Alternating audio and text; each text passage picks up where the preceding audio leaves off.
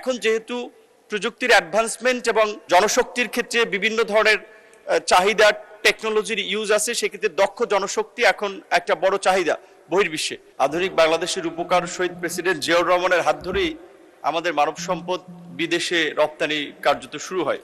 1976 সালে শহীদ প্রেসিডেন্ট জিয়াউর রহমান বিদেশে জনশক্তি রপ্তানির উদ্দেশ্যে বাংলাদেশ জনশক্তি প্রশিক্ষণ ব্যুরো বা বিএমইটি প্রতিষ্ঠা করেন এবং একই বছর মধ্যপ্রাচ্যে ৬,০০০ কর্মী পাঠান প্রাথমিকভাবে।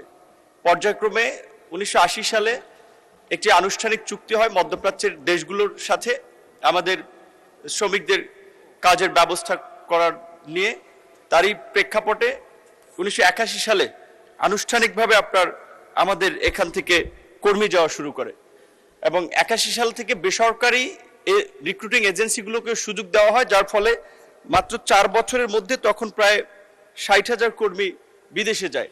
Spanish digital print tiles, ATI tiles, এক টাইলসে জীবন পার। আমরা শহীদ প্রেসিডেন্ট জিয়াউর রহমানের একই চিত্র দেখেছি বেগম খালেদা জিয়ার সময়ের সরকারে। 2001 সালে 1991 সালে যখন বেগম খালেদা জিয়া সরকার গঠন করে তখন রেমিটেন্স ছিল 774 বিলিয়ন, যেটা তার সরকারের শেষ দিকে 96 এসে হয় 1.2 বিলিয়ন।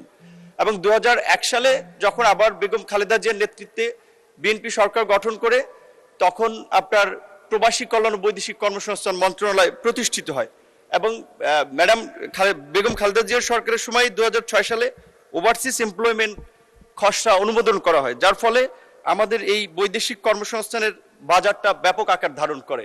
এবং বর্তমান প্রধানমন্ত্রী শহীদ প্রেসিডেন্ট জিয়াউর রহমান এবং খালেদা জিয়ার উত্তরসূরি বর্তমান মাননীয় প্রধানমন্ত্রী জনাব তারেক রহমানের নেতৃত্বে বর্তমান সরকারও আপনি দেখেছেন নির্বাচনের আগে এই 1 কোটি বৈদেশিক কর্মসংস্থান সৃষ্টির একটি নির্বাচনী কমিটমেন্ট রয়েছে।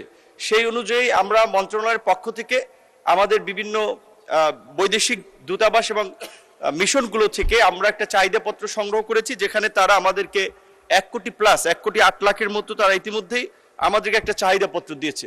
এখন যেহেতু প্রযুক্তির অ্যাডভান্সমেন্ট এবং জনশক্তির ক্ষেত্রে বিভিন্ন ধরনের চাহিদা টেকনোলজির ইউজ আছে, সেক্ষেত্রে দক্ষ জনশক্তি এখন একটা বড় চাহিদা বহির্বিশ্বে।